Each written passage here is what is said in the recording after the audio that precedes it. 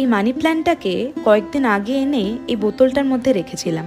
অযত্নেই বেশ সুন্দর বেড়ে উঠছে গাছটা, তাই ভাবলাম এবার ওর থাকার জন্য সুন্দর একটা জায়গা দেওয়া যাক।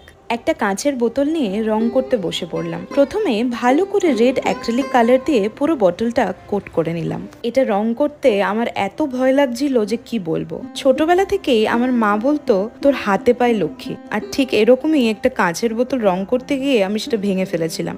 তাই খুব সাবধানে করছিলাম কাজটা। এরকম কত জিনিস আছে বলো, আমরা যেগুলোকে আবর্জনা ভেবে ফেলে দিই, কিন্তু একটু সময় নিয়ে সেগুলোকে সাজাতে পারলে সেগুলোকেও কত সুন্দর কাজে লাগানো যায়।